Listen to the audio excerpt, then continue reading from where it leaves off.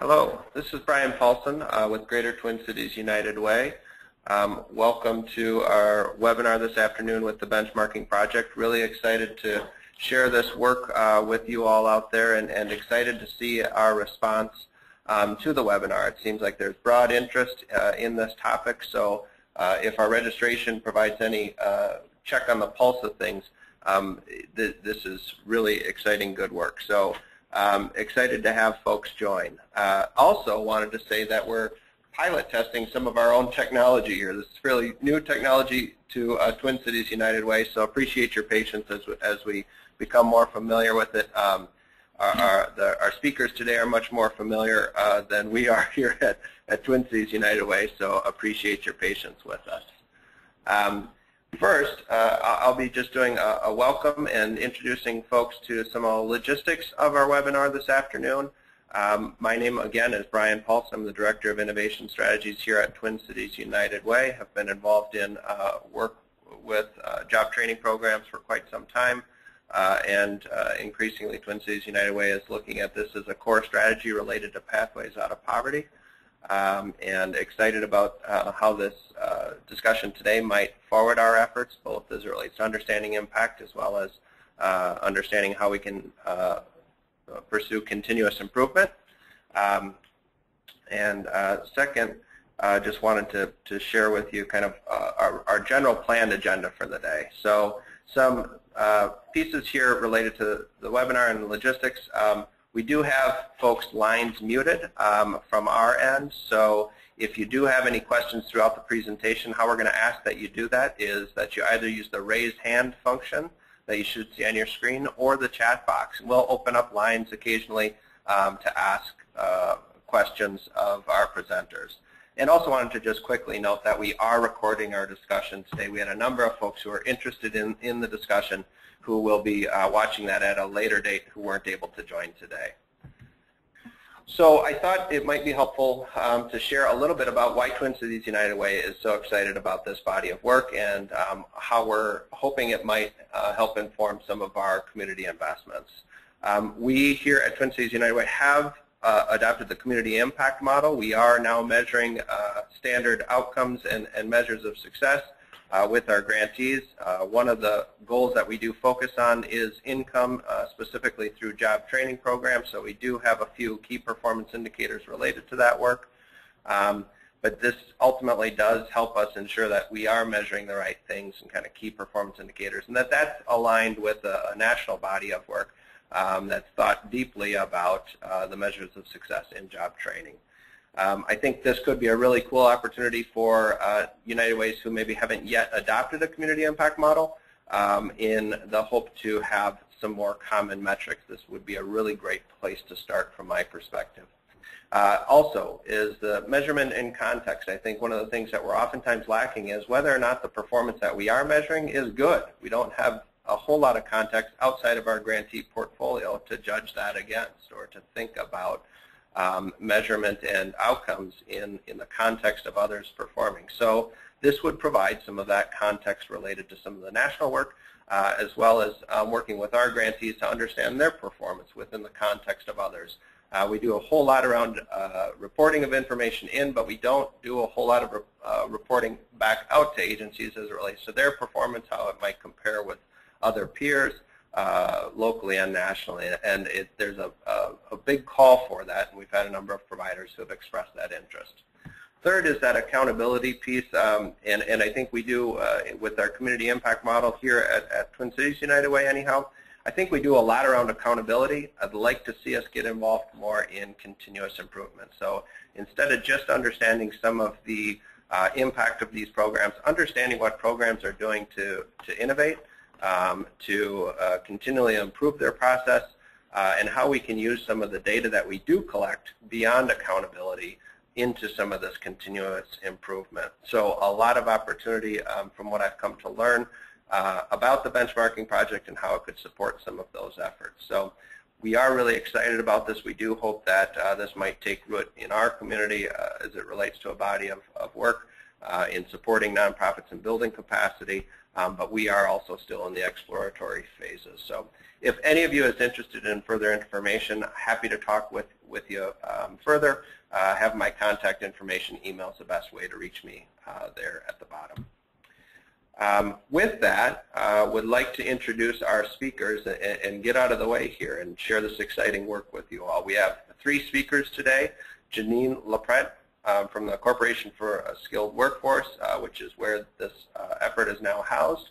Marty Miles of the Benchmarking Project, who actually joins us here in the Twin Cities, as well as Stacy Woodruff-Bolte, who has also joined us in the Twin Cities to share this information with a number of job training providers and funders here in the Twin Cities. But they were kind enough to offer up doing a webinar with the United Way Worldwide Network as well. So with that, I will pass things off to Janine. Janine?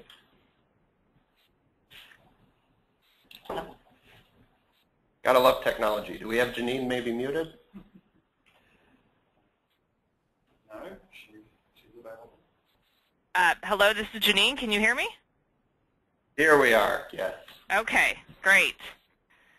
Good afternoon, everyone, and it's a pleasure to be here with all of you. So I am the president of the Corporation for a Skilled Workforce, and we are a national nonprofit, not-for-profit public policy research and consulting organization that's based in Ann Arbor, Michigan. And I have a number of colleagues who are situated and working across a range of projects around the country. I have personally had the pleasure of knowing and working with Marty Miles, not most recently through this benchmarking project, but prior to that, she and I had done some work together in the probably, I guess it was about the late 90s, where I was helping evaluate some work that she was doing on an employment retention and advancement project. And so our partnership goes back a while, and in the course of Marty and Stacy really looking for a new home for the benchmarking project as it transitioned from the great leadership and management work that Public-Private Ventures had been doing with this project, they approached us, and through a series of conversations, we were able to determine that this made a lot of sense for us to help be a transitioning home for this project and also provide some support in determining what a sustainability plan or the future of this project could look like. And so part of what I'm going to be sharing today or offering is where we are as a partnership and our current thinking around the potential future for this work. And we welcome the opportunity to be in exploratory conversations with all of you about that. We see the United Way as a central organization in so many communities around the country in terms of your nonprofit support and capacity building work, as well as what Brian was mentioning regarding the role that Twin Cities has been playing, but many of you have been playing in terms of really trying to look at the impacts that a lot of programs are having in the communities within which you're working. And we're clearly, in this case, focused on looking at the play out of workforce development programs, but as Marty and Stacy are going to be sharing, the way in which we're defining those programs and the organizations that are implementing, leading those programs, there's really a diverse group of organizations we've been working with. So we're really excited about the potential for this work, and again are looking forward to this conversation to help us further our thinking on this. Just a few words about the Corporation for a Skilled Workforce. I mentioned my connections to Marty and some prior work. Over time, we have done a fair amount of work with a mix of organizations. We started to do a lot of work with workforce investment boards and the one-stop system in the 90s, and then in the last decade or so, we've really been expanding that work to engage more directly with community colleges, as well as a number of community-based organizations who are all trying to improve the way in which they're addressing workforce development issues in their communities. So we're bringing to this effort a combination of having worked with a lot of these organizations on improving quality of the data, the way in which they're using the data, but also trying to help support some capacity building efforts in each of those areas. So we're offering that kind of support to Marty and this team as we think through the next steps here. And look forward to talking more about all of that with you as we proceed here today. In terms of just getting a sense of who's in the audience, I do have a sense that folks are coming from all around the country, and was just curious to get a better understanding of how many of you are involved currently in either some workforce development related efforts and or the kinds of efforts that Brian was mentioning. And so we wanted to give the hand-raising function a test drive here, and we're going to give my ability to work with this a test drive too, so please bear with me. So my first question for all of you is just if you could use the raising your hand function to respond. How many of you are currently a Workforce Funders Collaborative or involved in a Workforce Funders Collaborative? If you could just use the raise your hand function, we'll get a sense of that. So 6-ish. Great. 7. Great. 7. And I think you'll need to clear your hand, or I guess I can clear your hands. How many of you are involved then in a community impact effort, as like Brian had been describing? Wow. Great. That's a lot. That's about, what, 10 or 11? Yep. Using time measures. Oh, more than Great. that, 12? Great. And how many of you are involved currently in implementing or helping support the implementation of models like the Center for Working Families model or any other workforce development model or program? Could be Financial Opportunities Center. Right, the Financial Opportunity Center, variation. or another variation, or there could be others that. Very interesting. So that's about 9 or 10? Great. Great. Yeah. And then in terms of just, I'm curious about this question. How many of you would say that you're involved in doing some policy and or systems change work?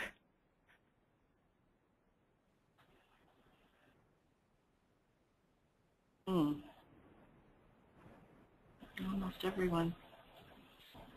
Great. Good. Well, that's very helpful just to get a sense of the mix of things that people are involved in, and I think the range of things we're going to be covering today will we'll spend some time being focused on the data itself, and then some of the related capacity building and policy and systems change work that we're beginning to do in support of that. So good, thank you. Appreciate you checking in on all of that. And Marty, I'll turn it back to you. Thanks, Janine, and hello, everyone. And we have one more question for you. I think Carrie's going to launch a poll here. Let's see. The poll is open.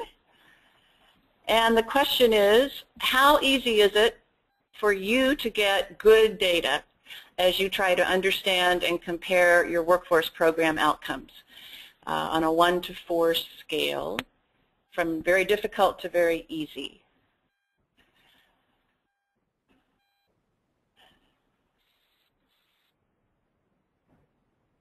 Do we have results? 74, yeah, people are still voting. Oh, okay.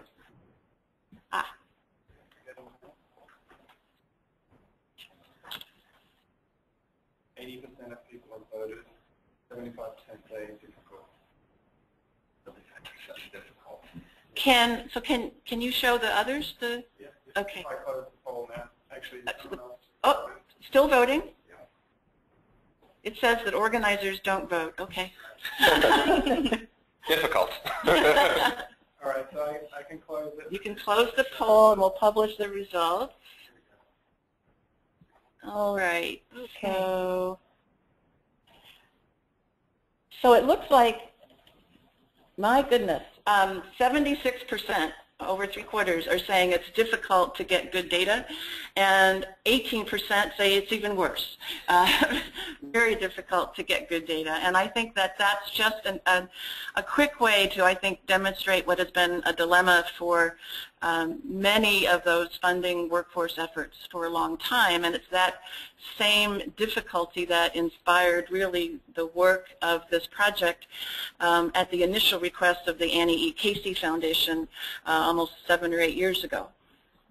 So I'm going to go on to another slide. So the work that the Annie Casey Foundation asked public-private ventures to do was to figure out a way that it could become less difficult to get good data about program performance.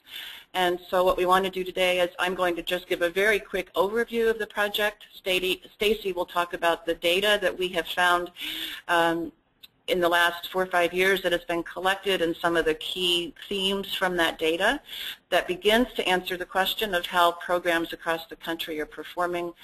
And then I'll talk about some of the work that is very much the other side of the project and equally important, and that is once you know your performance and how it compares, how do you strengthen the capacity to use that information, and then, as Janine mentioned, a discussion among you of what of this could be useful for your work. And as Janine mentioned, the Corporation for a Skilled Workforce is now our national home for this project, but we have 2 very important local partners where private foundations have funded much of the capacity building work of the project.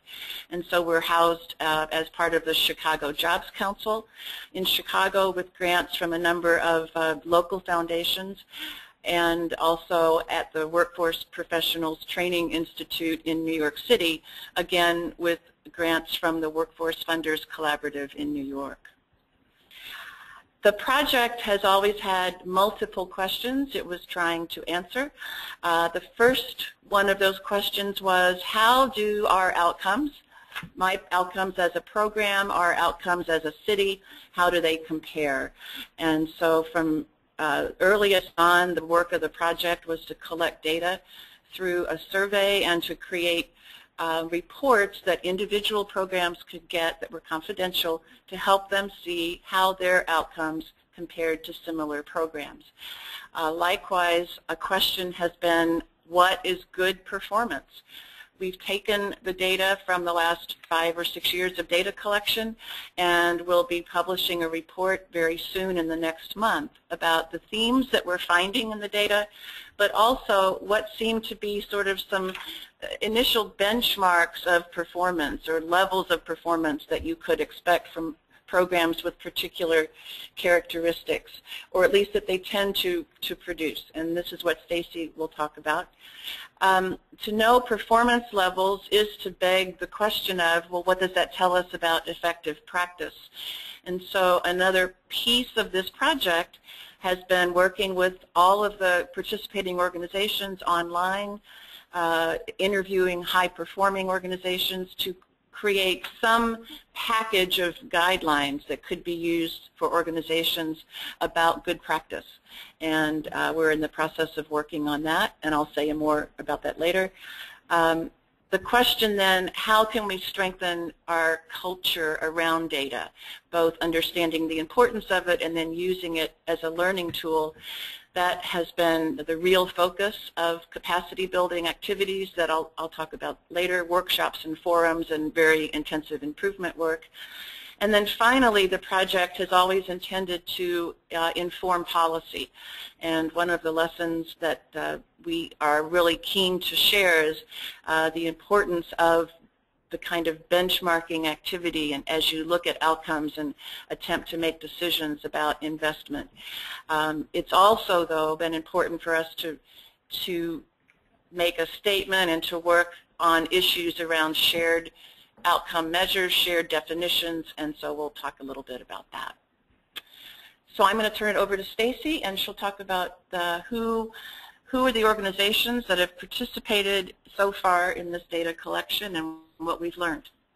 Great. Thank you, Marty, and thank you, everyone, for joining this webinar. I noticed some familiar names, and it's great to speak to you in this forum.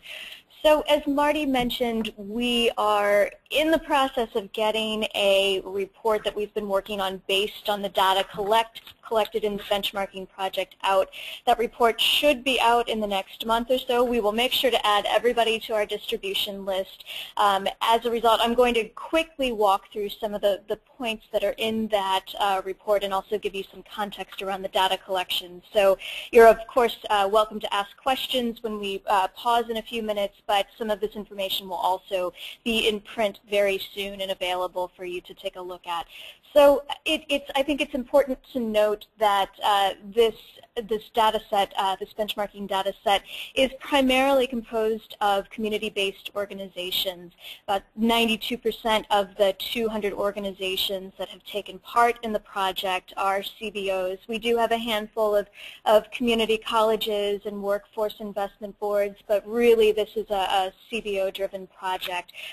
To our knowledge, we've taken a look around, tried to find some comparable data points, and it appears that this is actually the largest data set of its kind that's really focused on CBOs, a segment that plays a very important role in the workforce system but isn't necessarily reflected very well or permanently in, for example, Workforce Investment Act data or other large federal data sets.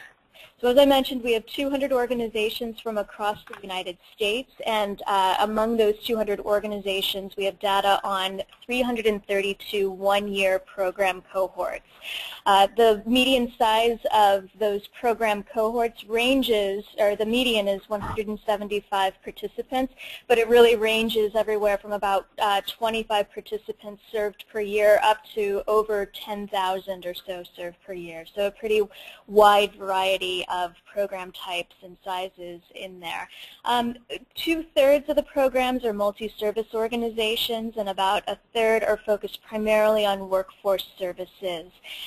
We have also, over the years, engaged with a number of networks such as Goodwill, Jewish Vocational Service, Easter Seals, the National Council of La Raza, and others to bring organizations to the table to actually engage some of those organizations as a group, as benchmarking participants across their various cities and locations.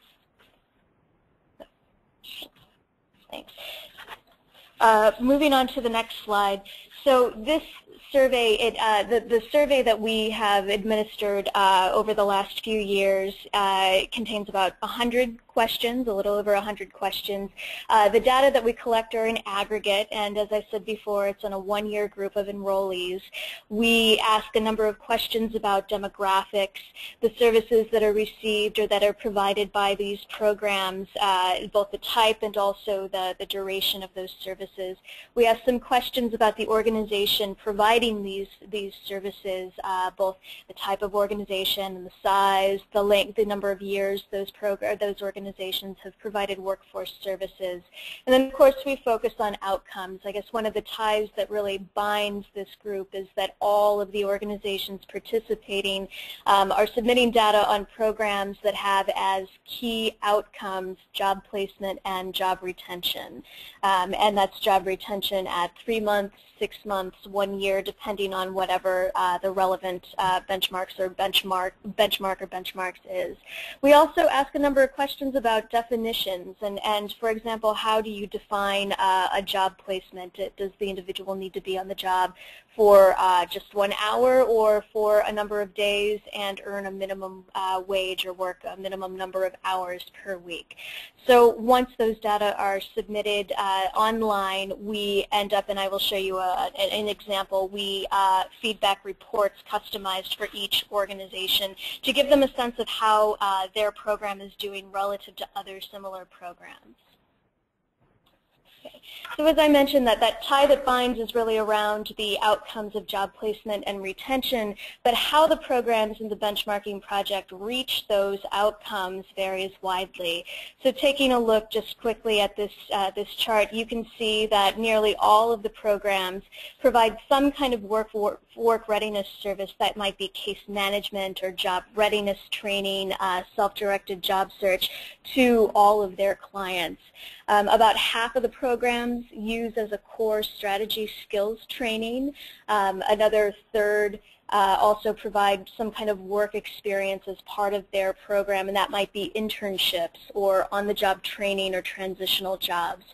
So just about 12% integrate with their workforce services, academic services, and that includes adult basic education, ESL, and GED prep.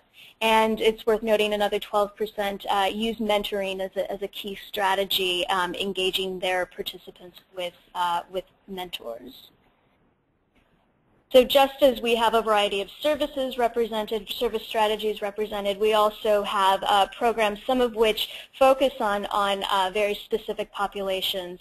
Other programs seem to have, I guess, a more general population, but others, for example, 21% of the programs served a majority of participants with a criminal background. Another 16% served a majority with a disability, and on down the line. So you can see some kind of key focus groups that are emerging in terms of populations targeted and served, and really the barriers that some of these participants face and that the programs are set to try to address. So given that variation in the strategies used and the populations targeted, you're probably looking at this and saying, okay, that's great. Looking at all of the outcomes overall is just, it's going to be of limited value. I mean, I can tell you that the median placement rate among all of these programs is around 50%. So that's interesting information. But everybody's next question is, but I want to know about programs that provide skills training or that serve a similar population to mine, to the population that I serve. So what we've done, we have this handy graphic of buckets of fruit, and so we're trying to create more apples to apples or oranges to oranges comparisons. So just taking the example of program size, as I mentioned before, program cohorts range in size from 25 individuals to over 10,000 individuals. And when we look at those program sizes, we also noticed that the outcomes tend to vary. So I'm going to call these programs that serve less than 100 individuals over a year small programs. That's our apples group. And we found that their outcomes were different from the oranges. Those orange programs are serving anywhere between 100 and 600 individuals per year. And those programs, their outcomes also varied from the outcomes of the large programs. So those programs serving over 600 individuals per year. So this is, I know it's a lot of information on one slide, but we have 15 characteristics that when we report back to the organization submitting data, we generate reports that break those programs into these various categories. And so, for example, I'll take one of the organizational categories, workforce only versus multi-service organizations. If you are a program that considers yourself a multi-service organization, you would get reports that show your job placement and job retention outcomes relative to other programs that are also multi-service organizations. Same thing for programs, for example, that provide skills training leading to certification. If your program falls into that category, you would receive reports that show how your program is performing relative to other programs using that strategy. So, and here's a quick example of the type of report that we feed back to the organizations, or that we have been feeding back over the last year or so. So this graphic representation that I'll just point out a couple of the key features. If you look at the chart and see the diamond in the middle, the purple diamond, that is our sample program's job placement rate, and we can see here it's 61%. If we look at the median placement rate for this category. This is going to be a medium-sized organization. We can see it's 51%. So visually you can tell that this sample program is performing above the median, so that gives, you know, one, I guess, kind of indicator of how they're doing. And then we can also see more specifically honing in that they're performing somewhere in the 61st to 70th percentile. So they're performing roughly, you know, almost in the top third or close to top quarter of organizations that are also medium-sized. We produce a number of these charts, one for each characteristic and one for each outcome. So, great. I'm just we're getting really close to a point where we can walk through some questions. But as I mentioned, this report that we will be publishing in the next month or so, it goes into more depth about some of the findings that we have come across over time through this data set, and it also shares quite a bit of data. So this table here is just one example of the data that everyone's that is at least a lot of people in this world are hungry for and excited about. So here is, you know, it's probably not a big surprise, but here one of our key findings is that programs providing occupational skills training that leads to some kind of an industry certification, they achieved higher outcomes and placed their participants in jobs that were of better quality in terms of wages and benefits. We indicate here a number of different outcomes, so not only placement rate, but also the percent of individuals placed in full-time jobs, their average hourly wages, and then some retention data at 3 months, 6 months, and 12 months. So here you can see, for example, the median job placement rate for this group of programs was 61%. We also show, we'll call it our high performer group. So the stats for those programs performing at the 75th percentile. We also provide that information as you know, could provide some stretch goals. I'll move on to the next slide. So on the other hand, so yes, we have programs that provide skills training leading to certification. We also have a number of programs that don't provide any kind of skills training. They might be more of a job readiness program, job readiness only. And while we did find that those programs achieve significantly lower outcomes in terms of placement and job quality and retention, we also want to make sure that information, both the median and the higher performing data, are available for programs that use that as a strategy so that they also have a relative comparison point. So we're going to just quickly go through our high-level key themes from the report, and then we'll stop and take some questions. So I already highlighted the first one around skills training leading to industry recognized certification. Those programs tended to have higher performance rates, both in terms of placement and retention rates, but also higher wages and better job quality, you know, for example, more likely to place individuals in full-time employment and offer health benefits. The second finding is the programs offering work experiences for most or all of their participants also tended to show better job retention results. We did have a small group of organizations or programs that provided both work experience and skills training, and as you could imagine, those programs also had significantly higher job placement and job quality and job retention rates.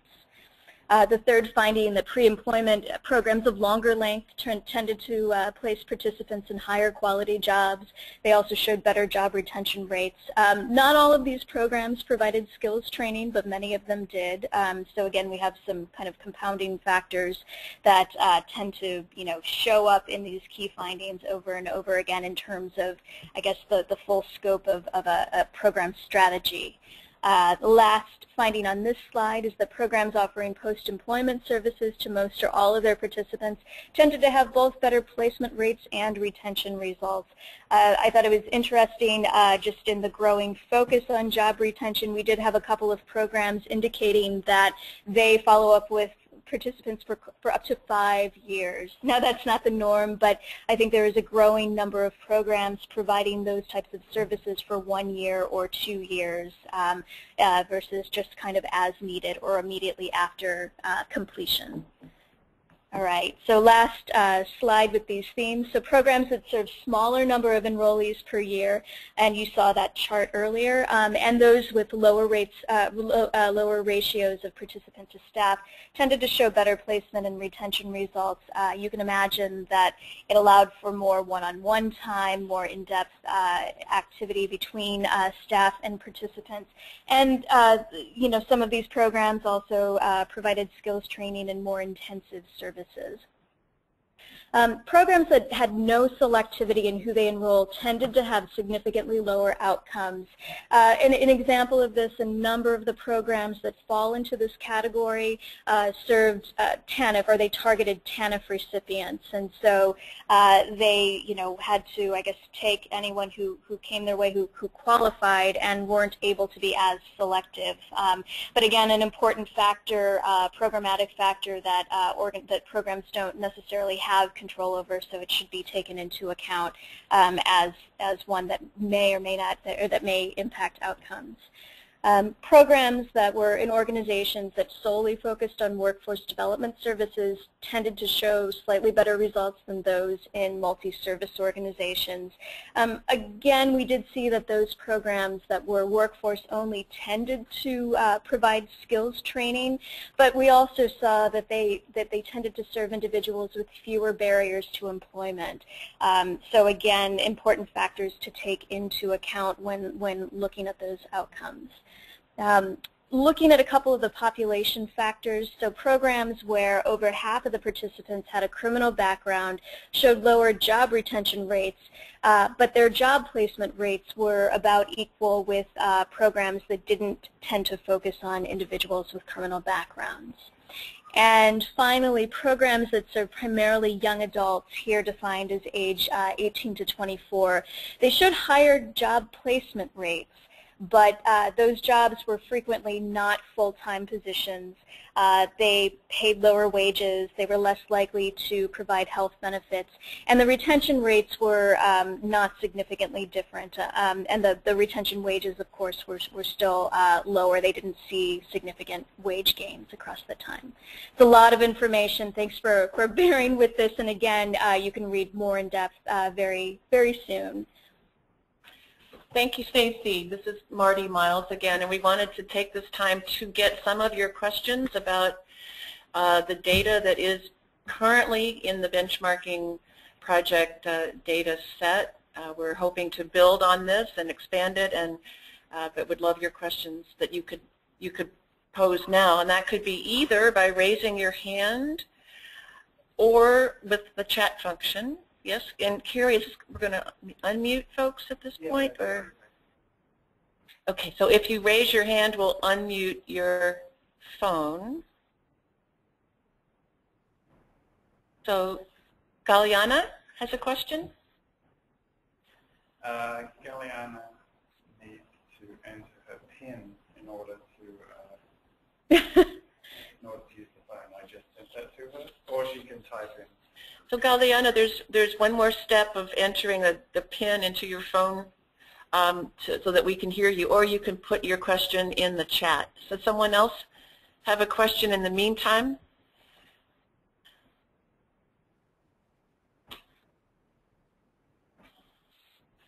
See if there's other questions. All right, now I can unmute her. Oh, great. Hello, Galiana. Hi, sorry about that. No problem. So my question was whether the benchmarking data had any information regarding, collected any information regarding employer relationships. So how these CBOs relationships with employers?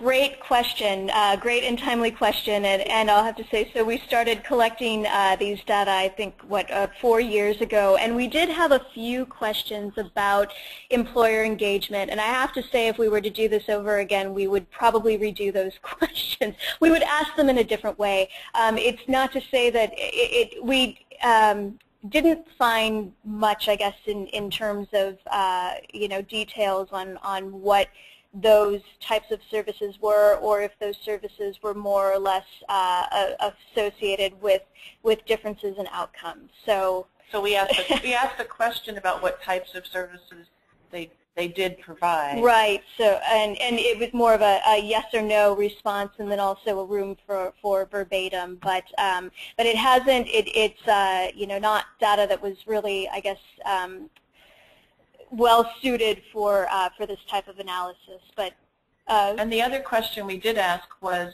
whether they targeted particular industries. Right.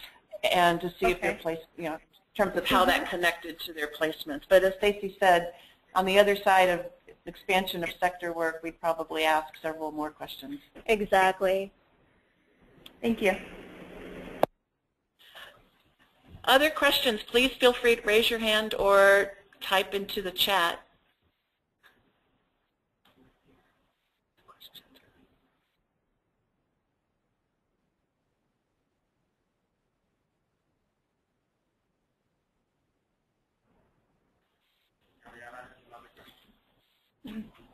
Great. Sorry, I have one more question. Come on, that's great. So I was wondering, was there any information regarding those that received kind of skill building training, how they did like a year down the road? Did they improve within the company, promotion, increase in wages, or anything like that? Is there any information on that? So let's see if we can go, sorry, going the wrong way. So the slide that I've just pulled up, this is the one focused on programs providing occupational skills training that leads to industry certification. So I guess the caveat is that not all not all programs were able to provide retention data for every retention point. So for 3 months, 6 months, and 12 months. And same thing, not all organizations were able to provide wages. But you do see, as you walk down the chart, if you look at the wages, now because this is an average of wages, you know, you can see it kind of bounces around. I do think, you know, you can see that there was you know, a slight increase in wages at least 3-month retention, but again, it's you know, some limitations with the data collection. We didn't ask a question about, for example, receipt of benefits at each retention point. Again, I think, you know, in some cases, I think maybe some programs are collecting that information, but I'm not sure that all would be able to provide that. So I think we know, you know, some around, I guess, individual programs that are part of the project, you know, in an offline basis, but not necessarily through this data set. I see. Thank you. Very helpful.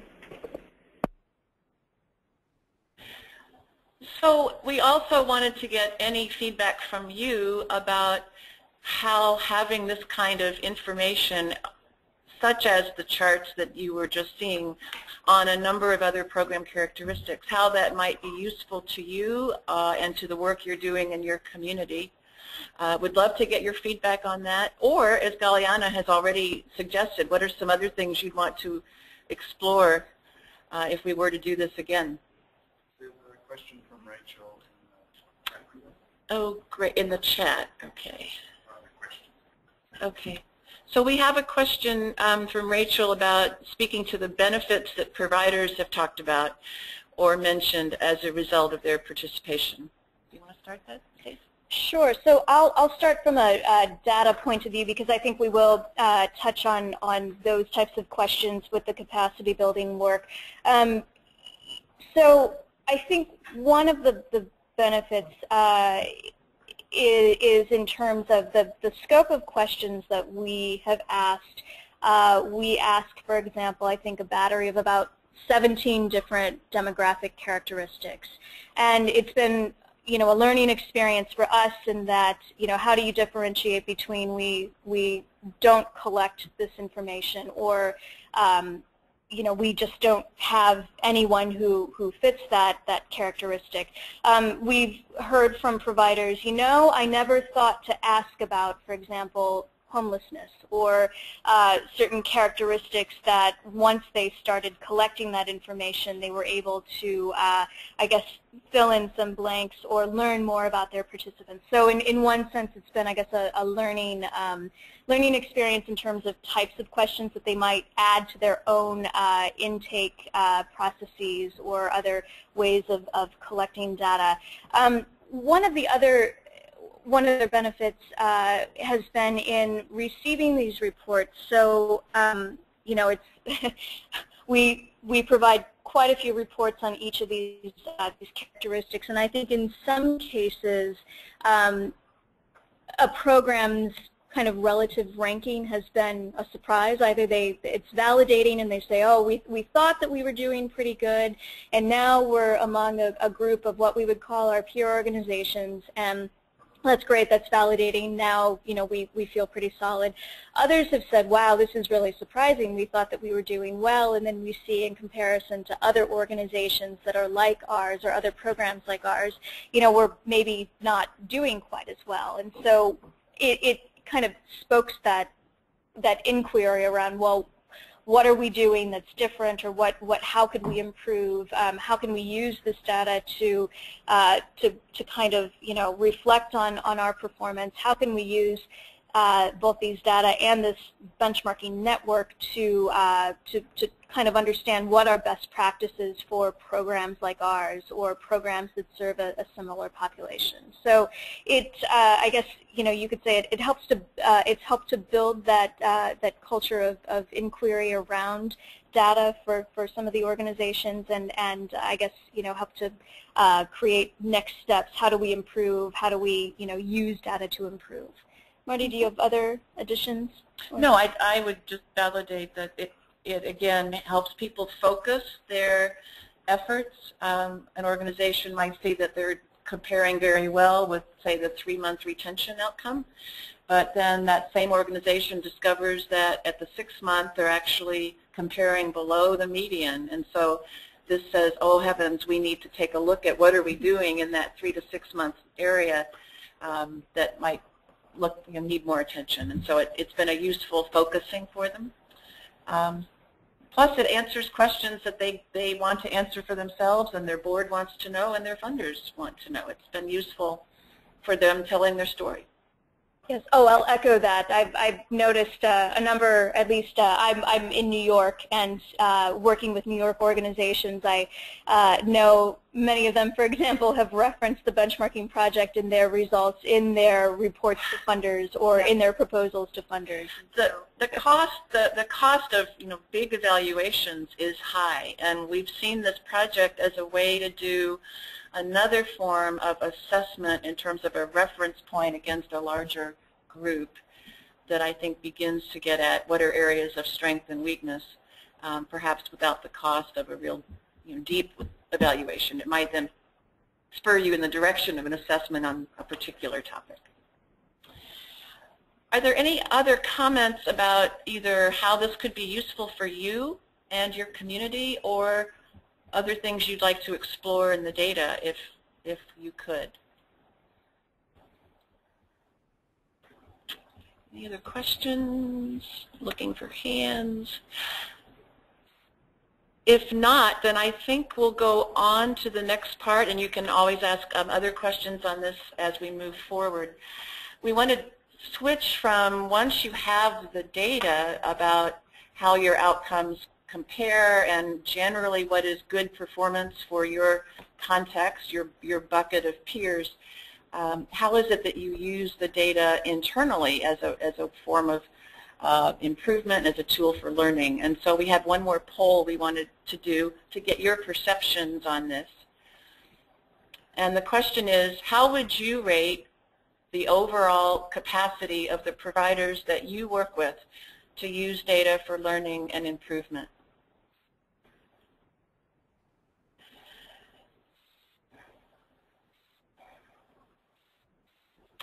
The poll is open.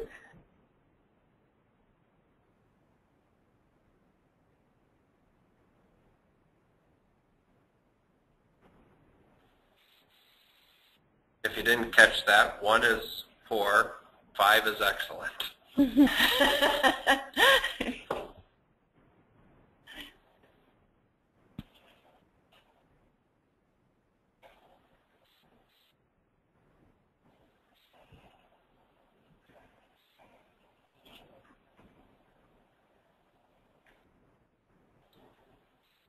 Last call?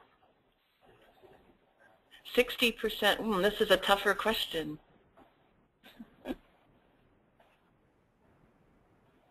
And not sure is a the valid answer. Should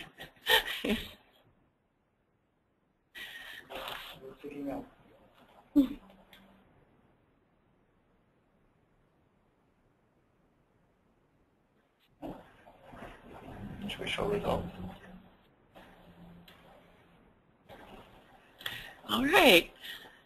Survey says fair, 50%, good, 36%, not sure, 14%. Very interesting. If anyone wants to make just a quick comment about give us an example of what you thought was fair, why you said fair, why you said good, please raise your hand. What made you answer the way you did? Raise your hand and we'll unmute your phone. And of course, it all stays in the room.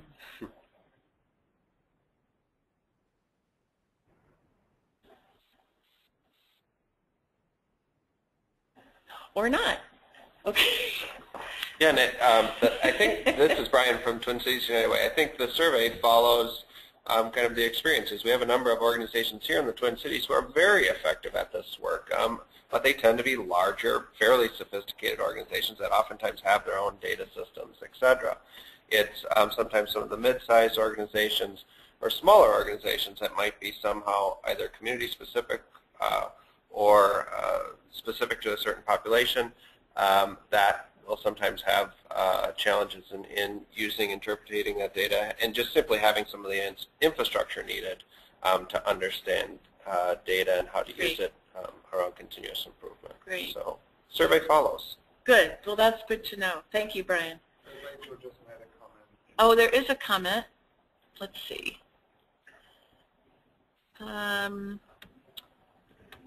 So a comment that, so someone said good. We make them collect a lot of data, but where you're not sure is on the follow-through of organizations in terms of what they do with it. So in some cases, we get the outcomes, you get the outcomes, but you're not sure how much they're using it internally. And then that's from Rachel. Thank you, Rachel. And then from Corinne, we have built using data as part of our process for investments, yet few organizations take advantage of using the data for their own learning. And so we'll be adding more opportunities for group learning. I think that's great and super. Thank you both for that. I think before we talk specifically about capacity building, I wanted to just say a word about the, I can get the slide, there we go. This is more on the policy poll or the system change poll. One of the things that we said even a couple of years ago when we did an interim report about the benchmarking project was that the system itself, with its multiple definitions of outcomes and multiple reporting processes, the system itself often got in the way of providers really being able to use the data that they have because they spend all of their time just on the reporting process itself.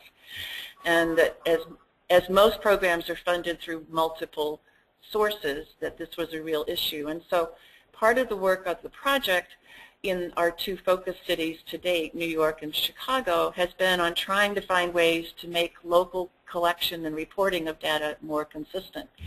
What that's looked like in New York City is working with a number of the local foundations that heavily invest in workforce to create some kind of reporting tool that they would share, that grantees would complete, that would be standard across the foundations. Now, there would still be narrative essay questions to write, but the core data would still be the same, and what that would do is it would in theory, lessen the burden on providers and would also give the funders more consistent information, and so that they would understand in the same way how each of their grantees is defining something and what's in the denominator of a placement rate and how many jobs are part-time versus full-time, those kinds of nuances that really help you understand what the results really are of an organization. Of course, there's many issues around that, like everyone's different grant cycle that we're still trying to work out. But it's important work that both funders and providers are excited about. Likewise, in Chicago, through the work of the benchmarking project in bringing together providers and funders to talk about this issue, what resulted was actually an application by the County Workforce Investment Board for a Department of Labor Innovation Grant, which has just begun to be implemented to create an integrated database where programs funded through Workforce Investment Act or TANF or private foundations or perhaps even United Way might be able to input data into one system, at least some core outcomes and core pieces of data, so that you could see across the county what's happening in workforce services. It's very ambitious, but I think a lot is going to be learned in this process, and we're very hopeful about what can result. And so that's something that we're paying attention to and we think is important for lots of cities around the country. I want to go on, though, to talk about some of the different kinds of activities that the benchmarking project has used over the last several years in a number of cities, most of that being Chicago and New York, to work with providers to help them improve their own data use. It's at a variety of levels of engagement and of staff engagement. At a basic level, we have done things like a three-part workshop series where each organization brings a small team of 2 or 3 staff, both management and operations or line staff, and over a period of about 3 months we focus on some really core concepts of performance improvement, and they have some homework assignments, and they begin to look at ways that they can use their data internally to do better reporting and better process improvement. We've taken that to a second, deeper level by having peer learning forums with managers for them to come together to talk about not only what's happening with data, but what's not working and with data, because I think it's important to provide that kind of space of what are the challenges and things that aren't working.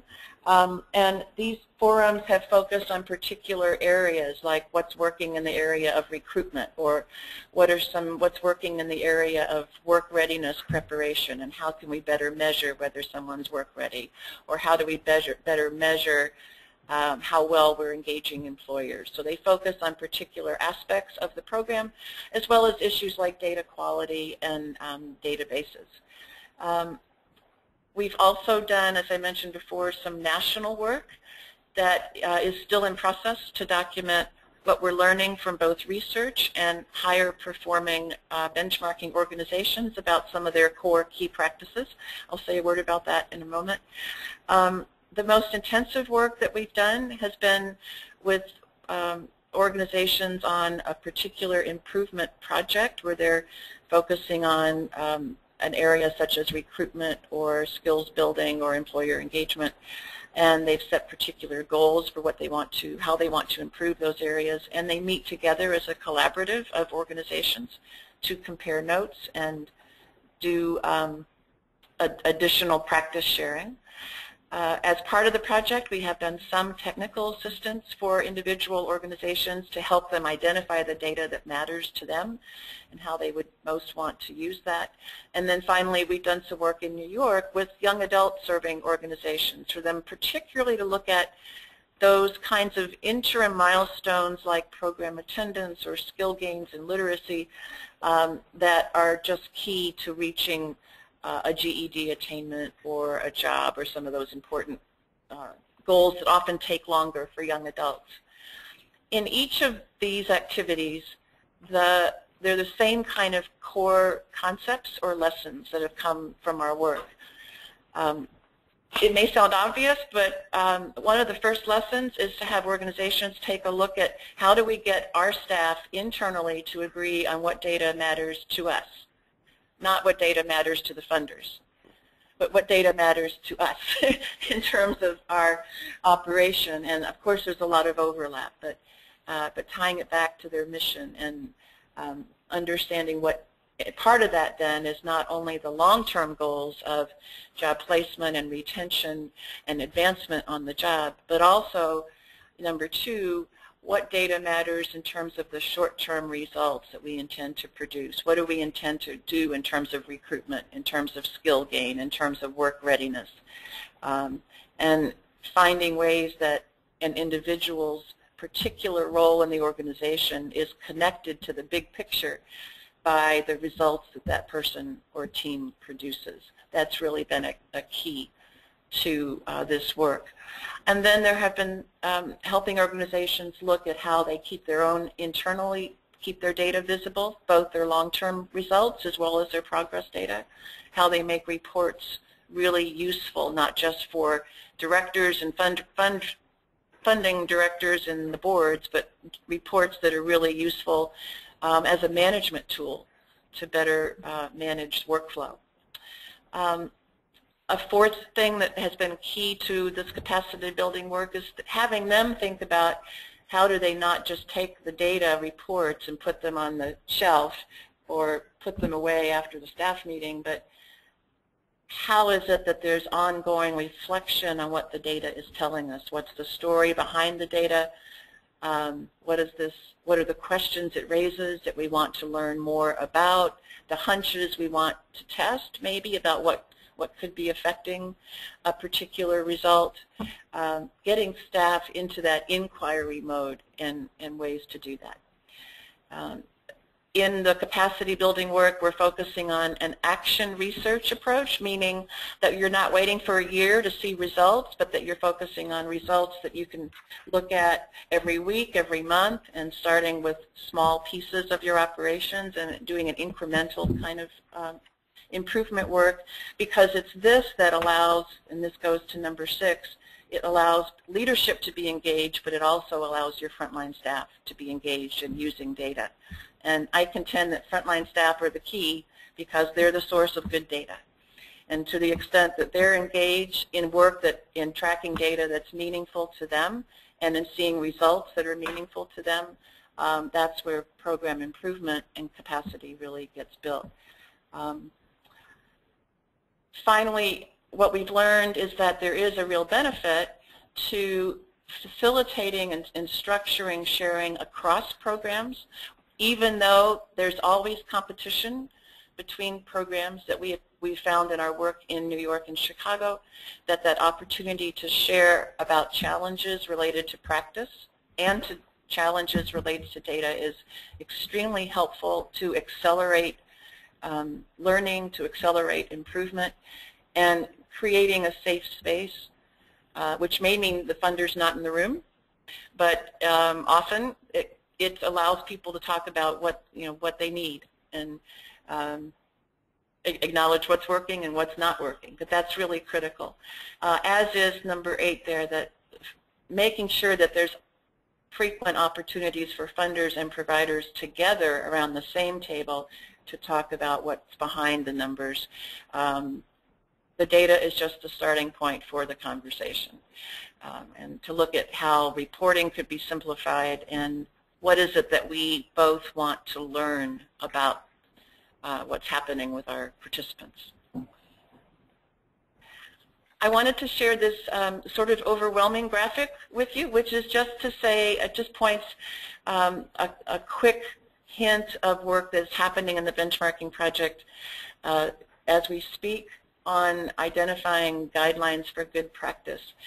Through our work with folks around the country in some working groups and the higher performers, we're building a framework of what seems to drive good practice. We know that it's around areas like building an internal performance culture, making sure participants really have what's needed in terms of the current workplace skills and work readiness, making sure that we're really engaging employers at the deepest level so that they're satisfied, and having a strong network of community and public sector partners. That those seem to be really key pieces of what we're seeing in high-performing programs, but our goal over the next 4 to 5 months is to create a product, a tool that could be accessible on the benchmarking website that we're also developing, where you could see examples of how organizations are measuring these kinds of things, how are they turning them into data points, what might be some interim measures of progress or tools you could use to assess how you're doing in these different areas. And we think that's part of continuous improvement, is having these kinds of interim measures and tools. So that's a coming soon aspect to our work. Finally, I mentioned this improvement process that we're doing with about 8 organizations in Chicago and 10 or so in New York. We are piloting what is an improvement model that has been used for many years and very successfully in the healthcare field. It's not unlike what is being done and called the lean methodology in some other fields in terms of quality improvement, or perhaps Six Sigma, but it's again getting organizations to start with the outcomes they want to improve, job placement, job retention, advancement, whatever it is, but then to dig down and begin to ask themselves, what do we think are the key factors that are contributing to that, and to identify some short-term measures that they would like to work on, because there's a big leap from program enrollment to placement, and there are lots of short-term functions and pieces of your operation that can be improved. And so it's getting organizations to think down very specifically about a short-term measure, just one, that they want to improve, and look at very specific ideas that they might have to improve that one measure, and involving the staff who actually do the work in thinking about what would help improve that measure, and then doing in a kind of action research kind of mode, very small, quick, plan what you're going to do it, reflect on what worked, what didn't work, what would you do differently next time, and then do it again. The mantra is always, what could we try by next Tuesday, just to keep the process going. It's a different way of operating that I think complements using data for accountability, as Brian was talking about earlier, and gets folks really looking at how do we use data for improvement. So for example, just 4 sample projects. There's a project in Chicago that's looking at how do we get more people to complete, but they have discovered that the key is getting folks to make it from being admitted into the program and making it to the 2nd week. That's what their big dropout points is. So they're trying to increase the number who go from admission to week 2. That's very specific, and they've come up with a whole bunch of ideas to do that. Or another organization is focusing on how do we keep in touch with our graduates better, and so that everyone has a contact with one of our staff people at least once a month. That's something that they can track, and that's what they're focused on. Or how do we get more of our participants feeling self-confident and having the skills to do their own online job search? And so they're trying to increase the number of applications that folks send out from their computer lab. So they're finding very specific ways to measure it. Or finally, where they have internships with employers, how do we increase the number of those that eventually convert to actually being hires? Again, very specific improvement projects that over time, a number of those would result in long-term outcome improvements. So this just gives you a flavor of the type of activities that we've been doing in a number of cities. On the other side, the using data for improvement side, and we're looking on ways to build on what we've learned from that, and I'm going to turn it back over to Janine. But first of all, let's see if we have any questions.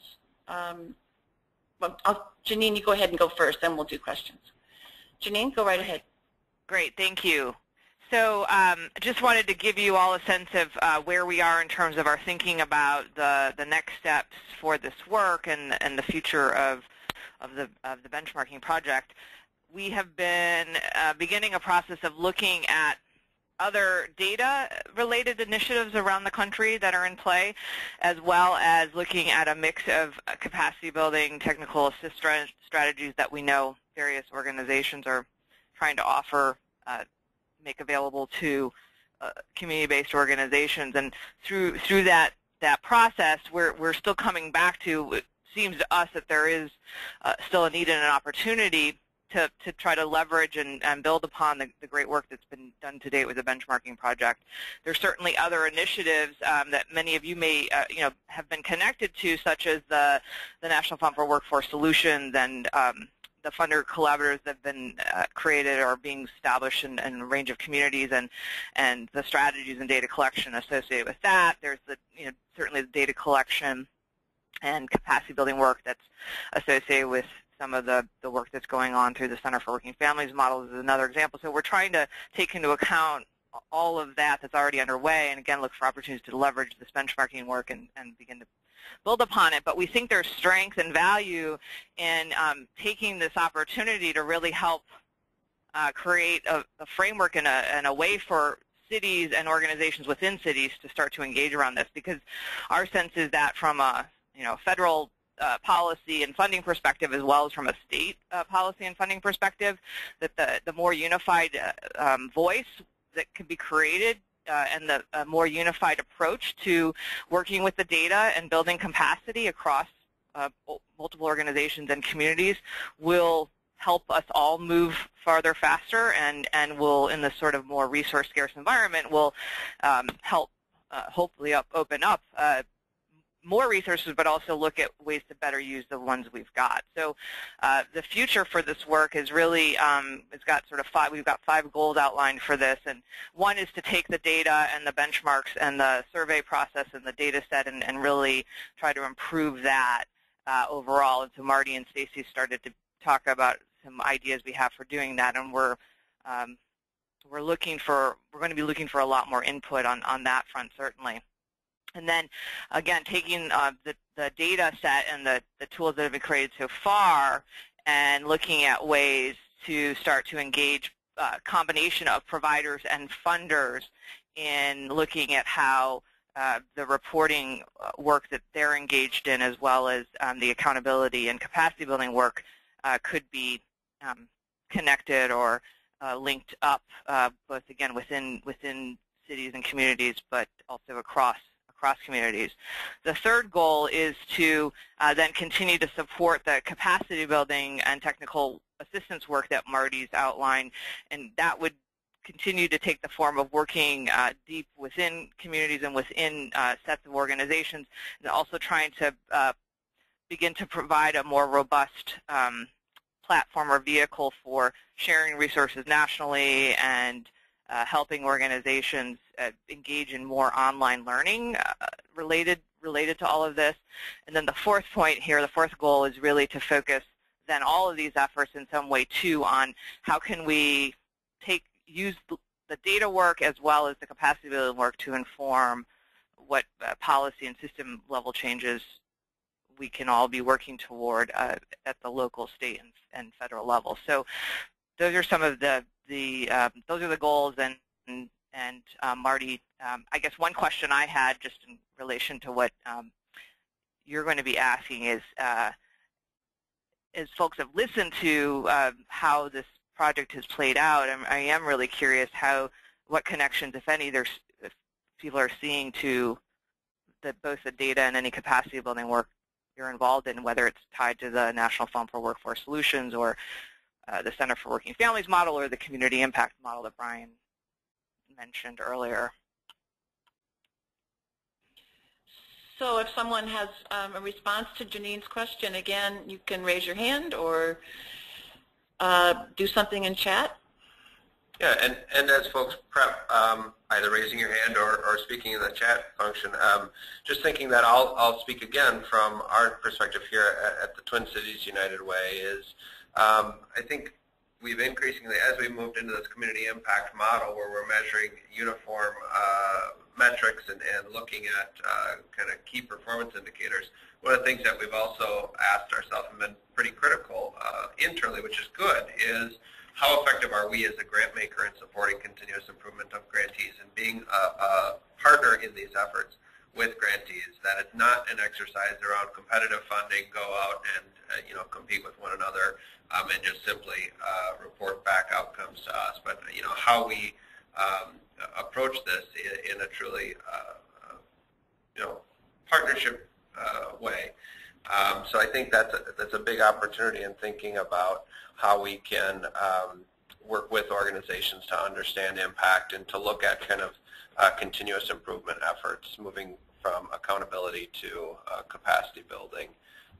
And there's been a number of other conversations here as well around just larger systems improvement and impact, and thinking about how we more intentionally connect both amongst service providers as well as within educational institutions and others in demonstrating the value and impact of the publicly funded workforce system and services funded by philanthropy. So I think it's robust data sets and information like this that helps provide some of that information going forward.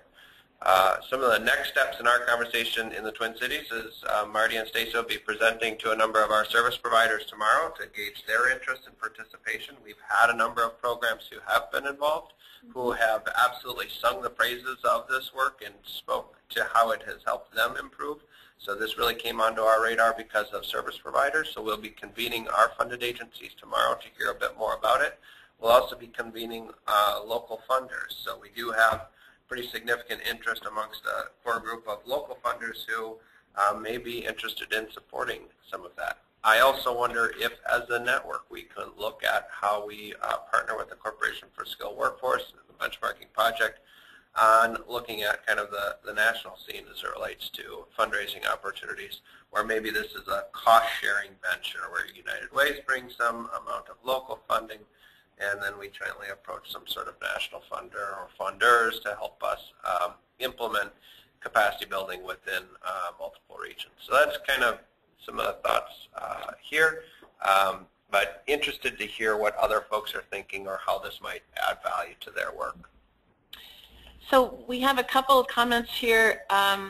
One from Corinne Lambert. I think these types of projects can help us learn and work better to engage current and new partners in the work. And Corinne, you're welcome to, if there's anything more you want to say about that, raise your hand and we'll hear from you directly. That'd be great. And then Wanda Lopez, a question: is there advocacy underway now to push for an increase in the minimum wage? Not through this project, I guess, but I do think that there's an eventual advocacy piece that these things roll up to, right? Is the more that we can demonstrate the value of smart investments in workforce programs and that these things do bring value to the larger community, these things then all of a sudden bring additional opportunities and aspects that we could jointly pursue. But I do think that some of the policy systems change and then advocacy eventually becomes a role or an opportunity.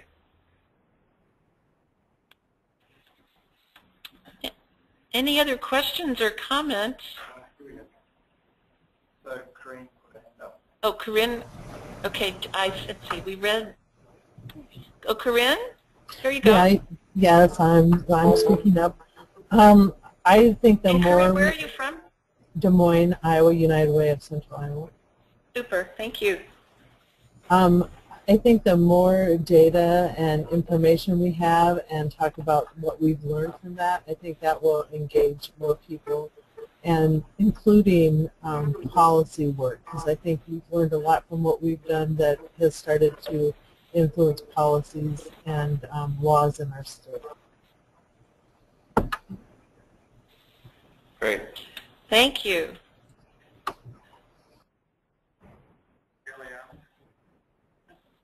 Oh, great. Galiana. And where are you from, Galiana?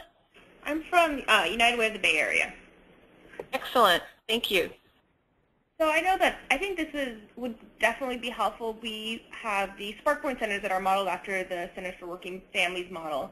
And right now, I specifically am working and providing technical assistance to these centers where they provide financial asset building services as well as workforce development. And our focus right now has been workforce development, as it's key to achieving any other outcomes, essentially, is getting a job. And I know that this project and the data here is definitely is already helpful for me in terms of focusing our efforts, whether we've been struggling, whether it's to improving job readiness capacity building, or whether it's supporting more occupational skills training. So I think in general, I definitely think this would be helpful in our kind of focusing our efforts and seeing whether one intervention could provide better outcomes. And at a policy level, I agree with everyone, and I think that as we collect more data, I think there are, at the federal level, change funding streams that can support successful programs that produce some really wonderful outcomes. No, that's a really helpful comment, and it reminds me of a conversation that we and Brian were having at lunchtime about the fact that these services are really being offered on a continuum, and the slide that Stacy showed around outcomes for programs that do certification training. What's true about those programs is that the people they were serving also tended to have higher reading and math levels, and in some cases, so not everyone would be ready at this time for that kind of service.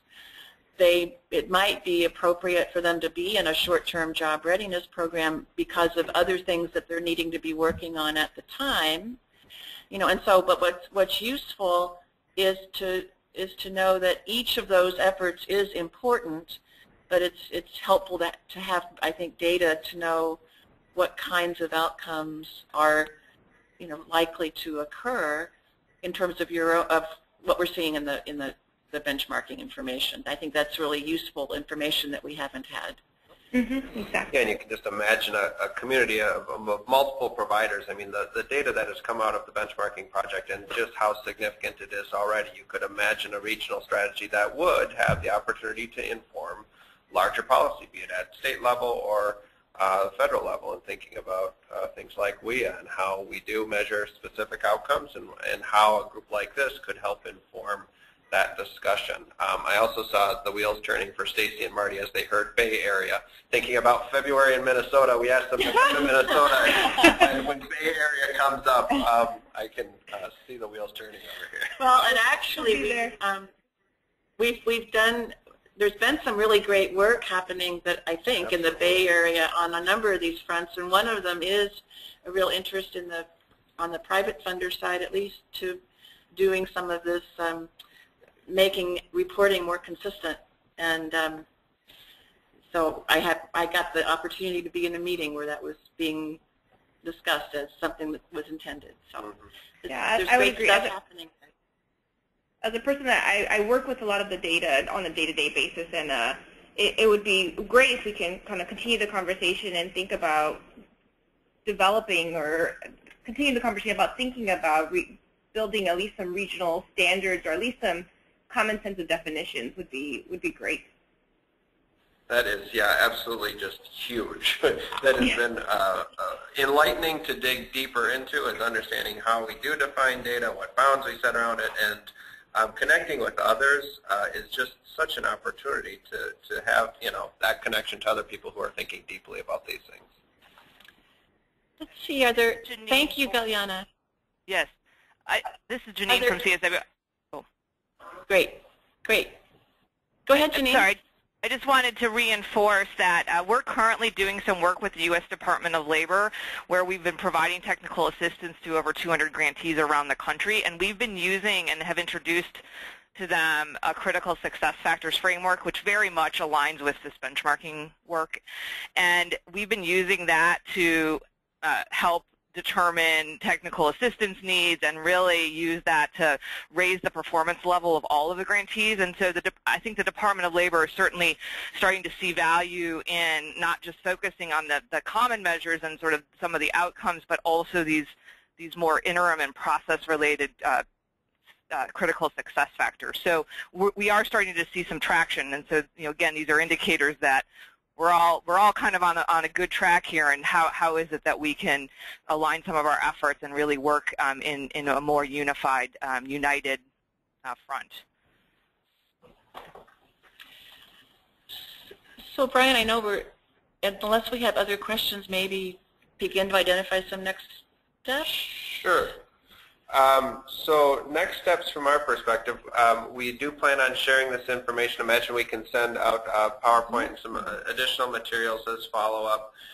Would like to continue the conversation with a number of United Ways to better gauge interest about pursuing some sort of formalized joint effort of sorts. I think obviously the conversation will continue with Marty, Stacy, and Janine as well as it relates to what this might look like, but do plan on sharing additional information as we get further clarity. But it is something that we're still exploring here in the Twin Cities. We'd ultimately have to figure out if there's appetite, both as it relates to service providers who are interested in engaging as well as the funding community.